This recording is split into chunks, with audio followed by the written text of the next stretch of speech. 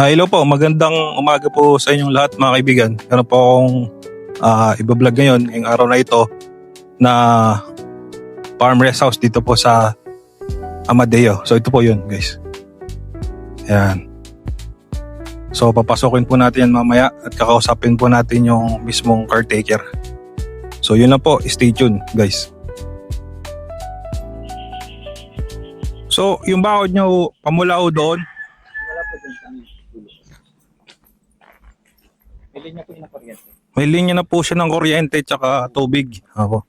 Meron na rin po linya rito ng nung sa internet. Meron din yung internet po dito. Pamula po rito sa posting ito. Limuhon po yan dito.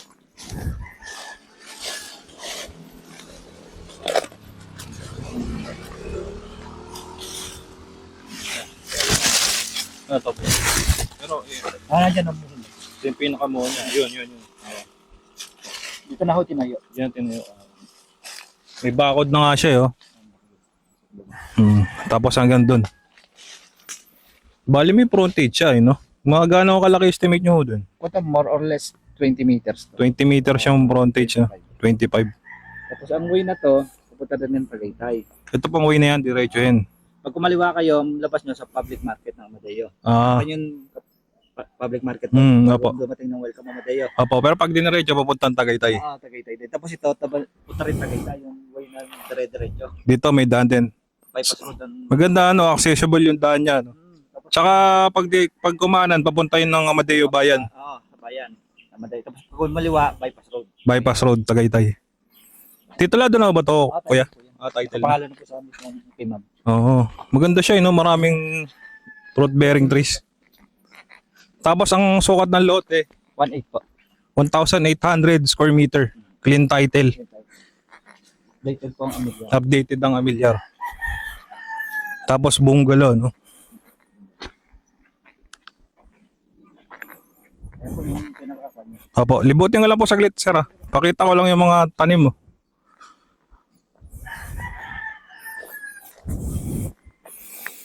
Meron siyang guyabano. Marami siyang mga tanim. Mostly puro guyabano. Ayun guyabano. So fruit bearing trees. Ayun yung bakod. Tapos may langka, may palaking puno ng langka.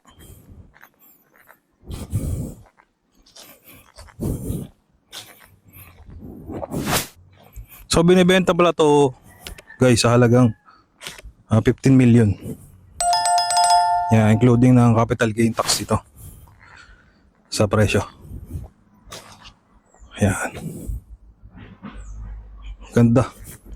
Maraming tanim. Talagang pang rest house.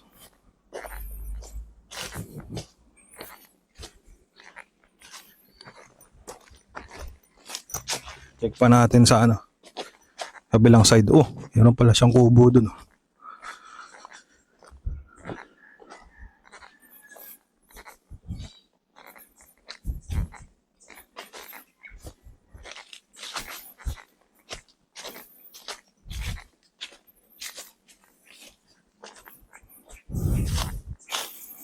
Nakabakod na siya.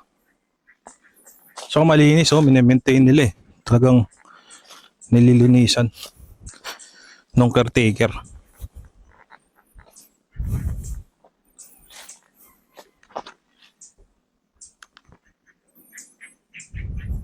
Yan. So, ipa-flash ko dyan sa screen yung pinaka niya. Google Map. May puno pa ng nyug. Oo. Pili nuts. Tapos may macadamia nuts din po doon. Doon sa side. Talagang, Mahal yung pero talagang panalo na bibili nito. Oo. Kasi titira mo dahil pang mga tanim eh. Na may maintain pa. Puro ang katabi niya ay mga staycation, mini resort yun, mini resort yan. Yung katabi. Oo, mga condition. Hindi tsaka, Tahimik pati siya dito. hindi tsaka kuya, sa totoo lang. Sa Amadeo, wala kang makikita na talagang malis na ang title. Puro nakakausap ko, puro tax deck. Kasi dito ang lupa sa amin sa Amadeo, lupa nung araw. Yan yung mga lolo namin, yung mga lupa naman sa mga gulungan nila nung araw. Siyempre, medyo kapos sa pera. Kaya hindi nila napapa-title. Kaya lang na itatitle once na magkapera sila, na malaki-laki. Tapos or nabenta. Yon, yung nakabili sila magpapatitle. Yun, kaya ganun. Kaya puro tax deck dito sa Amadeo. Kaya dito ay lupang Tagalog talaga, yung lupa nung araw talaga. Yung mga sinauna. Sinauna. Pero yun nga, kagandahan dito sa ito mismo, titulado na. Oo, ito. Talagang malinis. Ito yung dating lupa ni Nova Villa. Oh? Nabili ko dati ni Nova Villa. Yung sikat na artista. yung artista. Yung sa Umalod Dariles. May bahay siya dito sa Metro Sa South. may, sa Tagaytay. Tagaytay. Oo. Ngayon, binili ito. Nabili ito ni Ma'am. May nauna pa kay Ma'am dito. Yung isa ko bang amo. Nagpunta ng Canada. Kaya binenta nila, wala mag-aasikaso. Hindi nila, kasi mga anak niya, hindi naman nag-aasikaso ng lupa. Ngayon, nabili ni Ma'am. Taga Makati. Ngayon, sila ay lagi nasa abroad din kasi meron silang pabrika. Busy sila. Sabi, alok mo na lang kasi hindi namin maasikaso. Kasi laging, nito lang, kauwi lang nila galing Amerika. Wanang sa negosyo. Yun yung kaya yun ang reason for selling, no? Hindi na masikaso. Sa isang taon, 3 beses lang makapunta. Busy talaga sila. Pero kung yung isang kapatid nila ay umuwi, dito sana mag-i-stay. Kaso hindi pa rin nauwi hanggang ngayon. So yun sir, maganda, panalo. Ito may CR pa oh. Hindi pala nalilinis yan. Ayusin pa natin yan. May isang CR na rito. Sa labas yan, para sa bisita. Oo. Tsaka sa pagtatanim, no? Yung pangli. May tubig na dito. Ayusin namin yung linya yan. Hindi pa namin nakakabit yung linya sa bilan. Bakod na eh. Dito po sa libutin ko na rin sir. Bago natin pasukin yung bahay. Dito malaki pa yung space eh. Oo.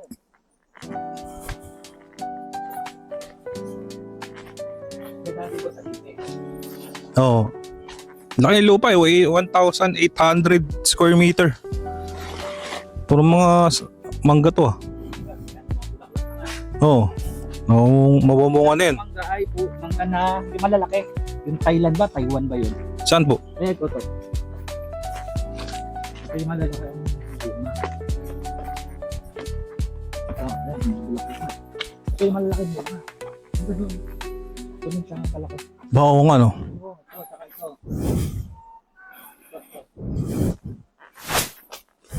Dalawa sila. Tapos may lemon. Marami siya. Maganda rito, elevated pa ano. Elevated pa siya. Mataas eh kasi nandoon yung ano eh. Pwede naman kung once na gusto nila magawa ng parking, yun, pwede ito sa may kabila. Kabilang yun. Pwede. Ito yung daanan ng kwan. Pwede lang lipat ng kwan. Okay. Agad na, elevate. Elevated nga. Ito yung macadamia nuts. Sabi ko sa'yo, mahal yan. Yung macadamia nuts. Ito? Oo, yan. Macadamia nuts. Ito. I-research ko nga sir. Hindi ko pa kasi. Wala na siyang balat. Yan yung macadamia nuts na kinakain. Mahal pala yung ganyan? Ba, mahal to. Pag bumili ka nito sa kwan, sa grocery. Ayan o. Ano yun? Bao nga no. Para siyang pili nuts. Pili nuts? Ganun din siya, katulad siya. Tsaka alam mo yung kwan yung pagkapasko, yung sinasangag ang tawag doon. Yun nakikita ko nga yun sa SM eh. Sa SM. Nakikita ko sa SM yun. Katulad din siya. Ganun din Mabango yung amoy nun eh. Ganun din ang luto niya. Oo. Dami na. Kaso, siyempre tayo, ordinaryo lang tayo. Hindi natin alam kung paano way ng pagluluto. Yun nga. Okay sir, puntahan na natin yung bahay. Simple lang, wala pa naman masyadong pa ng bahay. Ilang taon na ito na nagawa yung bahay? Isang taon na to. 1 year. Hindi lang. Ito yung pinaka-terrace. Ganda, kitang-kita mo yung ano eh. Buong surroundings pag nasa terrace ka. Di ba tapos ang iba dito? Buwan na sobrang busy na naman. Yung flooring niya, tiles to, no? Buwan sobrang busy kasi. Oo, maganda yung ceiling niya, oh. Naka-drop ceiling na eh. Hindi ko nakakapit. Di ba masyado kasi wala, busy talaga siya naman. Bihirang-bihira lang po. Kaya hindi pa tapos. Ito yung unang kwarto. Pangalawa na to. Ito pala yung una. Nakalak. Prato kasi yan, isa lang po. Ano? Pero kapares lang din naman ng isa.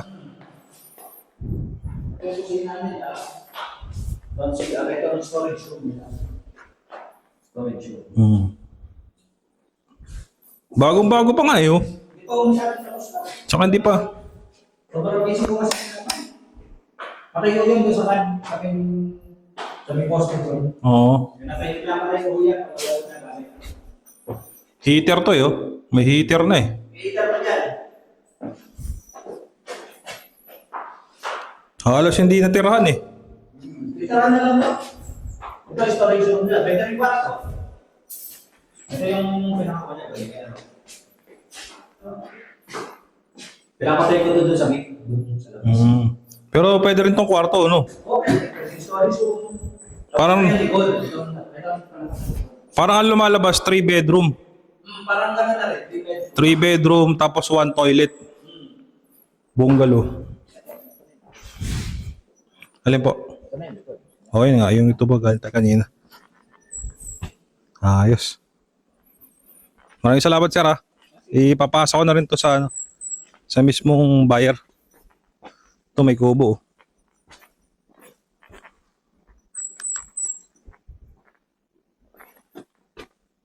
Pwede pa tong kubo eh. Medyo manaw yan. Gigiba na ho naman. Matagal ho yan. Sinauna po yan. Hindi na lang ho namin pinakilman. Pero pwede pa eh. Parang iba na. Para hindi na pangit na. Kaka-grass cutter ko lang. Pero every kwa nag-iipon ako ng layak para magsilab. Para yung mga dahon yung mga puno yung Kuya, anong address nito? Barangay Mimanga, Purok 2, Barangay Mimanga, Amadeo. Amadeo, Cavite. Amadeo. Near Tagaytay. Marami siyang access road. Tagaytay, Silang, Indang, 13. Napagagitnaan. Gitna siya. Gitnang-gitna talaga Amadeo. Kaya kung galing ka ng Gentry, galing ka ng 13, Indang, Silang, Tagaytay, napakaraming daan. Madaling makapunta. Kahit saan. Kaya ang Amadeo ay laging pinupuntahan lalo ng mga taga Lowland. Kasi gusto nila yung klima tsaka medyo mataas ang Amadeo. Tsaka malamig dito eh. Malamig dito. Tingnan naman ng ng simoy. Tanghali na nga eh. Pero Tanghali na, ano oras na? lamig pa rin eh. Mag-aalas 11 na. Oo. Malamig pa rin na simoy. At saka ang ganda din elevate. Oo, elevate. Pag nakaupo ka dito, ito mo yun, ang laki rin ng bahay na yun. Kapit bahay na yun. Nakapit bahay. Oo nga. Pagmamayari pala to ni Nova Villa dati, no? Ito isang may-ari nito sa Madeo, maganda. Nung araw yan, daan tao lang yan. E di ngayon, yung mayor namin na naging si Mayor Redel Benicio, nausap niya yung mga tao dito na gusto niyo ba mag-donate ng daan para masumentuhan natin. Wala na sumentuhan yan, napakaganda na naging lugar na to. Dating daan na ito ng kabayo eh. Anong baka eh. Yung dati. Ikaw, dito sementado na eh. Halos lahat pasikot-sikot. Cemented na eh. Magaling yung mayor namin dati si Mayor Redel. Kasi dati siyang nasa engineering sa Kapitolyo. Pero sino na mayor ng mayor ngayon? Bali ba yun ni Mayor Redel, si Jojo Domingo. Siya na mayor ng Amadeo ngayon. Pero bago man si Mayor, marami siyang napasumentong daan. Kaya maraming namimili ngayon dito na lupa. Ang ganda, maganda rito. Access road ba naman? Oo. Ibig sabihin yung property ng lupang to kay Nova Villa dati. Dati, nabili sa tiga rito. Yun hinati-hati na lang sa mismo may-ari talaga na tiga rito. Oo. Tapos Tapos binenta kasi si Nababili ay nagbebenta, Buy and sell. Buy and sell siya. Oh. Pero hindi siya taga Ma'am Deo. Hindi taga. Oh, buy and... Oh. Wala siya nakabili ng lupa sa sa Tagaytay. Yun ang ginawa niya negosyo. Oh, Siya. nag-agent. Dami dito rin mga artista nakabili ng lupa sa Madeo. Alas nga nababalita ako. Meron pa nga rito yung ginagawa nila yung Kay Mark Heras. dito may kay Marqueras. Salang. Malapit sa may East West Road. Yung ginagawa napanood ko yung kay Biyahe ni Drew, yung events place ba yun? Dito rin sa Amadeo yun eh. Baka nga doon sa may kay Kwan. Marami kasi event place dito ngayon. Artista, mga Kwan. Meron ditong lupa si Kwan. Newscaster yata ng BFT yan. Hindi si Kwan, hindi si Susan. Nakabili rin dito. Si Jessica Soho? Hindi si Jessica. Basan News Anchor. Si Susan Enriquez ba yun? Hindi, sa silang yun. Sa silang, May kasama siya. Oh. Sa biyahe din ito. Yun. Nakita ko rin. Panood ko siya. Marami na pala pa dito. Salamat sir, salamat po sa binigay niyong time kasi papasok ko to sa buyer mismo. At least Marami dito, hindi ko siya rin na nabili ng property kasi malimit ang meeting nila sa Tagaytay. Yun nga. Habang karamihan dito, habang may meeting, naghahanap din sila ng property. Ilan na dito yung nakabili sa amin na property dito sa Madeo na negosyante. Pag uuwi sila dito, may meeting, may uuwian sila. Hindi, kasi ang kagandahan kasi rito sa Amadeo. Oo. Ang kagandahan sa Amadeo kasi malapit sa Tagaytay. Yun lagi pinupuntahan ng mga rito mga bakod, Lalo na nabuksan yung bypass road. Dami ngayon yung kainan ngayon. Dumami ang negosyante dyan. Mas lalong gumanda kasi nung binuksan yung bypass road, malapit na siya sa... Ilang simula dito sa tinatayuan natin hanggang sa bypass road, wala pang 5 minutes. Wala pa. Kung magmumotor ka, wala pang 5 minutes. Kahit kami yung karasadang yun. Yung pakaliwa. Sa dire-diretso ka, wala kang tuliguan. Yun na. Wala pang 5 minutes. Kasi yung bypass road going to Manila yan eh. Kaya malapit na siya sa Manila. Balik yung kaduktong yan, hindi pa tapos. Hindi pa tapos yung kaduktong niya. Pag ganun pa yun, papunta na silang. Ang alam ko yung sinasabi niyo yung bypass road yung going dito sa may Calax Aguinaldo exit. Balikwan, Aguinaldo, bubutasin pa yun, hindi pa tapos. Maglulusupin ng Calax. Santa Rosa. Yun nga. Tutugtungan yun eh. Kaso iba na ang presidente, alam mo naman. Ganun eh. Dapat hindi ganun, para gumanda ang lugar. Yun nga eh. Pag gumanda ang isang lugar, magkakaroon na negosyo. Pero umaunlad na talaga ang Amadeo. Yung unlad ng Madeo. Simula nung naayos ang daan. Simula nga. Nagbutas yung daan, nagbigay ng kani-kanyang pan, para malagyan ng kalsada. Kung di ka kasi magbibigay, useless lang. Yun Kaya nga. yung property. Hindi siya magbibili, hindi siya nakakakutan ng mga prutas, yung mga pangalaman. Kaya ang suggest nga ni Mayor magbigay kayo ng daan, mag-donate kayo, para yung property nyo, hindi kayo mahirapan. Gano'n kahirap natin ng araw dyan. Dito kami naglalakad kami, papasok kami nung high school. Dati.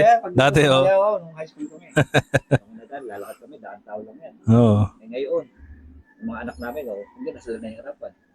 Kasi kung rough road pa yan dati, mahirap talaga. 98, 97. Rough road pa. Rough road talaga yan. Tsaka looban na looban. Nakatakot kang pumasok dito. Kung hindi ka taga rito, matatakot. Ngayon, siyempre may daan na. Ginagawa lang ang bakasyonista ng mga bumibili. Kung nagbabakasyon na, tsaka ito, yung malaki bahay. Doktor sa Dubai. Niya yan. Parang palaki. Milyon yan. Ilang milyon yan. Ang webless na, lahat ng mga materialis na.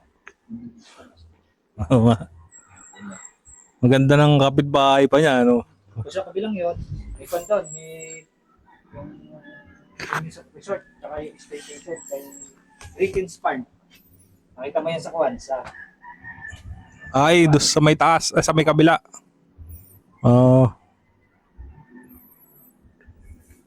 Sa'yo kuya, maraming salamat. Okay, ikutin doon, para makita mo yung... Sige, okay.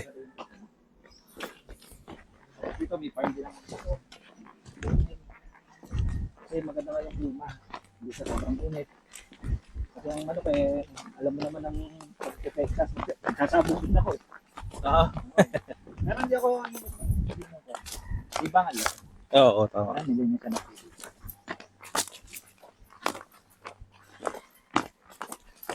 Isang tonus po.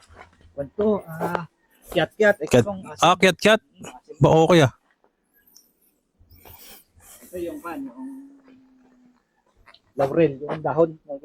Oo. Ulit ka dyan sa tanim. Oo. Ito. Hindi, tsaka may bakod pa eh. Saka yung kapitbahay mo. Yan ang Greenfields Farm. Ang mga pan mo. Oo, ganda ng bahay ng kapitbahay. At ito kasi Juan, hindi basta yung wala lang. Ba, doon na sumentuhan. Pero nagdami din yan. Dati wala niyan. Wala nang dati dito.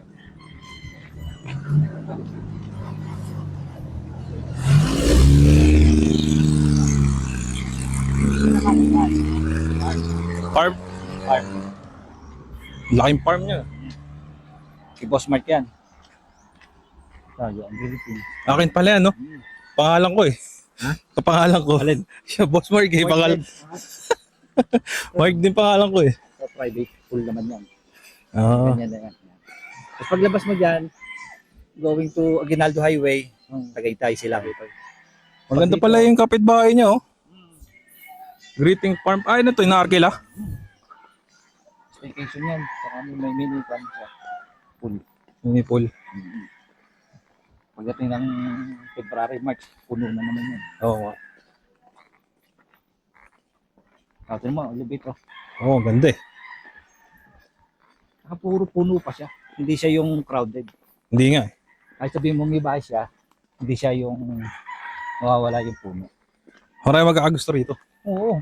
Yung maitsura ng lugar na yan. Ganda. Ito, i-open to. Magiging manukan din yan. Ah, ito. May nakabili na. Hindi. Uupa yung tropa. Ah, Tropa. Kaya magiging malinis na rin yan. okay. Salamat kaya. Sige. Ayun ang ano. Okay. Oo, ito. Oh, kita mo nga dun. Pag natanggal mo yung pan kasi ayaw palis ni ma'am yung mga kwan para hindi masyado kita sa loob yung mga Oo, para ano. may privacy. Oo, exclusive lang.